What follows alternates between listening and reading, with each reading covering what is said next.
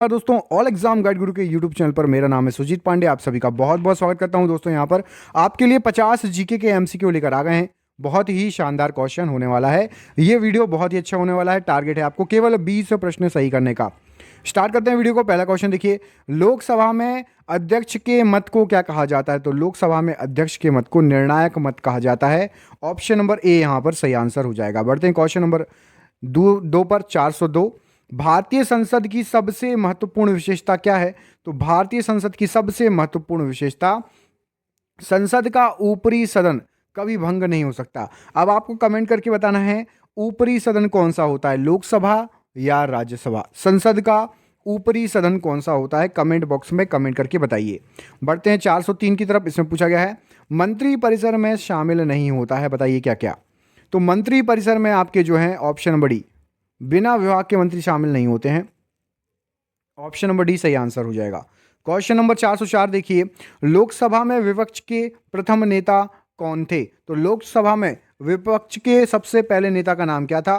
तो सही आंसर हो जाएगा यहां पर ऑप्शन नंबर बी आपका ए के गोपालन यहां पर इस प्रश्न के लिए राइट आंसर हो जाएगा। बढ़ते हैं क्वेश्चन नंबर 405 की तरफ। इसमें आपसे पूछा गया है योजना आयोग का पदेन अध्यक्ष निम्नलिखित में से केवल एक हो सकता है और वह कौन है? तो योजना आयोग का पदेन अध्यक्ष या नीति आयोग का पदेन अध्यक्ष आपका प्रधानमंत्री होता है, पीएम साहब होते हैं। Option number C right answer हो जाएगा। बढ़ते हैं क्वेश्चन नंबर 406 की तरफ।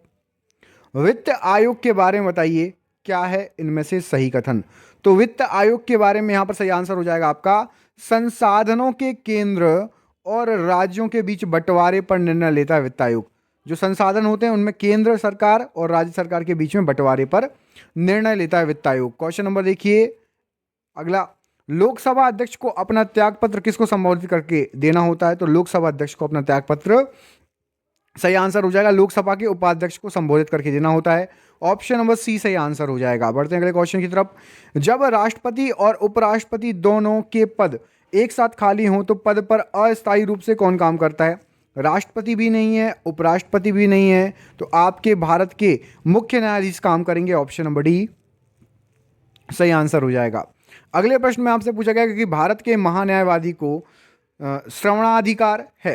तो भारत के महान्यायवादी को जो है भारत के राज्य क्षेत्र के भीतर किसी भी कानूनी अदालत में श्रवणाधिकार है। ऑप्शन नंबर डी यहां पर सही आंसर हो जाएगा। बढ़ते हैं क्वेश्चन 411, हर 2 वर्ष में राज्यसभा के कितने सदस्य सदन से निवृत्त हो जाते हैं? हर 2 साल में आपके 1/3 सदस्य जो है सदन से जो है निवृत्त हो जाते हैं। ऑप्शन नंबर बी यहां पर सही आंसर हो जाएगा इस प्रश्न के लिए। अगला क्वेश्चन देखिए, इसमें पूछा गया है आप यदि आप संसद के सदस्य हैं तो आप अधिकतम से अधिकतम 60 दिन तक अनुपस्थित रह सकते हैं। ऑप्शन नंबर बी यहां पर सही आंसर हो जाएगा। अगले प्रश्न में पूछा गया लोकसभा का कार्यकाल कितनी बार 6 वर्ष तक बढ़ाया गया था? तो लोकसभा का कार्यकाल अभी तक केवल एक बार 6 वर्ष के लिए बढ़ाया गया है। अगला क्वेश्चन देखिए, पश्चिम बंगाल की संसदीय सीटों राज्यसभा की संख्या कितनी है? तो पश्चिम बंगाल में राज्यसभा की संख्या जो है ऑप्शन नंबर बी 16 है। अगला क्वेश्चन देखिए, इसमें पूछा गया है भारतीय संसद द्वारा विश्व संसदीय प्रणालियों में कौन सी अभिनव चर्चा प्रक्रिया समाविष्ट की गई है? तो अभिनव चर्चा प्रक्रिया यहां पर सही आंसर हो जाएगा, शून्यकाल को समाविष्ट किया गया है। ऑप्शन नंबर बी शून्यकाल राइट आंसर हो जाएगा। अगले क्वेश्चन पर बढ़ते हैं, राज्यसभा के सभापति कौन है? तो राज्यसभा के सभापति कौन होते हैं? भारत के उपराष्ट्रपति। कमेंट बॉक्स में कमेंट करके बताइए भारत का उपराष्ट्रपति अभी कौन है? भारत के उपराष्ट्रपति के पद पर कौन कार्यरत है? कमेंट बॉक्स में कमेंट करिए। भारतीय संसद का जनता द्वारा निर्वाचित सदन निम्नलिखित में से कौन सा होता है? तो जनता द्वारा लोकसभा का निर्वाचन होता है। Option number B Lok Sabha right answer हो जाएगा। अगला क्वेश्चन देखिए, इसमें पूछा गया वित्त आयोग का कार्यकाल कितना होता है? तो वित्त आयोग का कार्यकाल आपका 5 वर्ष का होता है। ऑप्शन नंबर बी 5 वर्ष राइट आंसर हो जाएगा। बढ़ते क्वेश्चन नंबर बी 19 की तरफ, भारत का योजना आयोग किस वर्ष स्थापित हुआ था? तो योजना आयोग जिसको आप नीति आयोग कहते हैं वो 1950 में स्थापित हुआ था। ऑप्शन नंबर सी सही आंसर हो जाएगा 1950। अगले क्वेश्चन में पूछा गया है निम्नोक्त में से एक कार्यपालिका का अंग है, चयन करिए कौन? कार्यपालिका का एक अंग आपका उप निरीक्षक पुलिस हो जाएगा।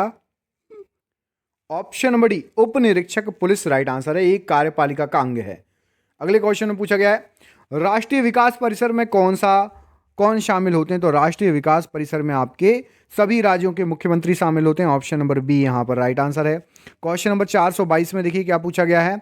भारतीय संसद के दोनों सदनों के संयुक्त अधिवेशन का सभापतित्व कौन करता है? तो संयुक्त अधिवेशन के दोनों सदनों का सभापतित्व लोकसभा के अध्यक्ष करते हैं।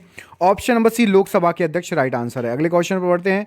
वित्त आयोग क्या है? तो वित्त आयोग जो होता है वो आपका पंचवार्षिक निकाय में आता है। ऑप्शन नंबर डी सही आंसर हो जाएगा। अगले क्वेश्चन पर बढ़ते हैं।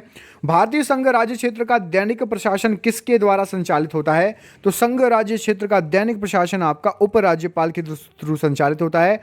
ऑप्शन नंबर डी सही आंसर हो जाएगा। किसी विशेष दिन लोकसभा में अधिकतम कितने आंतरिक प्रश्न पूछे जा सकते हैं? तो किसी विशेष दिन लोकसभा में 20 अधिकतम मतलब ज़्यादा से ज़्यादा 20 प्रश्न आंतरिक पूछे जा सकते हैं। ऑप्शन नंबर बी सही आंसर हो जाएगा। बढ़ते हैं अगले क्वेश्चन की तरफ।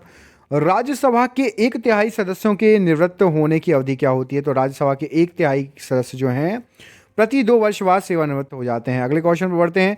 राज्यसभा में मनोनीत सदस्यों की अधिकतम संख्या क्या होती है? तो राज्यसभा में मनोनीत अधिकतम सदस्यों की संख्या होती है 12। अगला क्वेश्चन देखिए।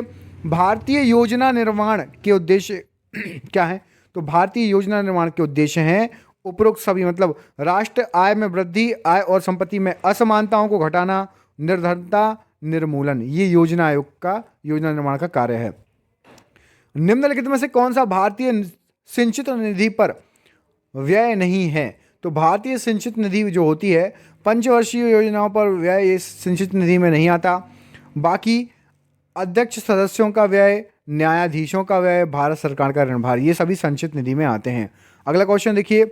जो व्यक्ति सांसद ना हो क्या उसे मंत्री नियुक्त किया जा सकता है? तो जो व्यक्ति सांसद ना हो उसको मंत्री नियुक्त किया जा सकता है, लेकिन उसको 6 महीने के भीतर संसद सदस्य बनना पड़ेगा, कहीं से चुनाव जीतना पड़ेगा। ऑप्शन नंबर डी सही आंसर है। अगला क्वेश्चन देखिए। नियमों का पालन कराना किसका कार्य है? तो नियमों का पालन कराना आपका न्यायपालिका का कार्य है। ऑप्शन नंबर सी न्यायपालिका राइट आंसर हो जाएगा। अगला क्वेश्चन देखिए।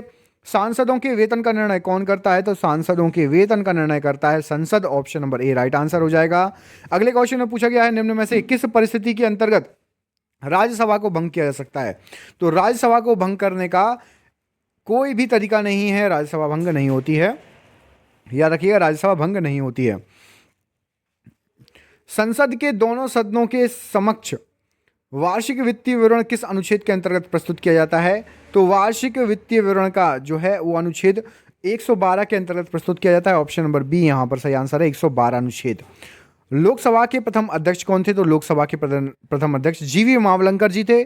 ऑप्शन नंबर डी यहां पर जीवी मावलंकर जी राइट आंसर है। मंत्रिपरिषद के आकार एवं सदस्यता के बारे में निर्णय कौन करता है? तो मंत्रिपरिषद के आकार एवं सदस्यता के बारे में निर्णय प्रधानमंत्री करता है। ऑप्शन नंबर सी सही आंसर है। अगला क्वेश्चन देखिए। राज्यसभा के सदस्य कितने वर्षों के लिए निर्वाचित होते हैं? तो राज्यसभा के सदस्य जो हैं 6 वर्ष के लिए निर्वाचित होते हैं। ऑप्शन नंबर डी सही आंसर हो जाएगा, 6 वर्ष। निम्नोक्त में से किसके अंतर्गत आने वाले विषयों पर नियम बना सकने का संसद को एकमात्र अधिकार है? तो जो सूचियां हैं इनमें से आपकी संघीय सूची पर नियम बनाने का संसद का एकमात्र अधिकार है। अगला क्वेश्चन देखिए। राज्यसभा का सदस्य बनने के लिए न्यूनतम आयु क्या होनी चाहिए? तो राज्यसभा के सदस्य बनने के लिए न्यूनतम आयु आपकी 30 वर्ष होनी चाहिए। ऑप्शन नंबर बी सही आंसर है। अगला क्वेश्चन देखिए।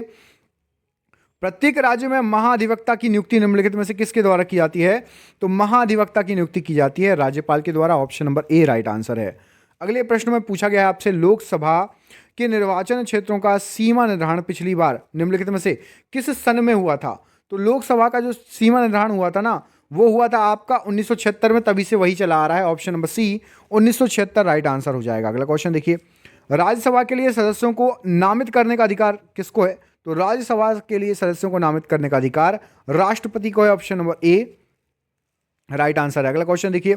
अधीनस्थ विधायन समिति निम्नलिखित में से किससे संबंधित होती है? तो अधीनस्थ विधायन समिति जो होती है वो होती है आपकी प्रत्यायोजित विधायन से। ऑप्शन नंबर ए यहां पर राइट आंसर हो जाएगा। अगला क्वेश्चन देखिए। इसमें पूछा गया है भारत के राष्ट्रपति द्वारा बुलाई गई संयुक्त बैठक की अध्यक्षता निम्नलिखित में से कौन करता है? तो संयुक्त बैठक की अध्यक्षता, ये क्वेश्चन एक बार और अभी इसी वीडियो में आ चुका है, इससे संबंधित लोकसभा के अध्यक्ष करेंगे संयुक्त बैठक की अध्यक्षता। अगला क्वेश्चन देखिए। राज्यसभा द्वारा लोकसभा को धन विधेयक कितने समय में लौटा दिया जाना चाहिए? तो जब राज्यसभा द्वारा लोकसभा को धन विधेयक जो है वो 14 दिन के अंदर लौटा दिया जाना चाहिए। अगला क्वेश्चन देखिए। निम्नलिखित में से किसमें राज्यसभा की कोई भूमिका नहीं होती? तो राज्यसभा की कोई भूमिका अध्यक्ष या स्पीकर के निर्वाचन में नहीं होती है। ऑप्शन नंबर बी यहां पर सही आंसर हो जाएगा।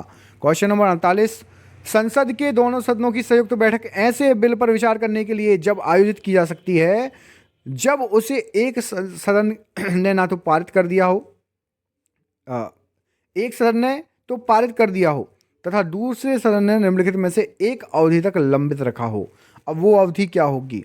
तो वो अवधि होगी आपकी 6 महीने तक। क्वेश्चन एक बार से 2 बार पढ़ लो वीडियो रोक के, क्वेश्चन अच्छा है, ये क्वेश्चन एग्जाम में आया है, कई लोग कंफ्यूज हो जाते हैं। ठीक है, अगला क्वेश्चन देखिए। सभा का कोई सदस्य नहीं होता, डैश सभा का कोई सदस्य नहीं होता। तो यहां पर प्राक्कलन समिति सभा का कोई सदस्य नहीं होता। Option number A right answer है। और ये आज का आपका आखिरी क्वेश्चन, संसद में शामिल हैं तो संसद में आपका राष्ट्रपति, लोकसभा और राज्यसभा शामिल है।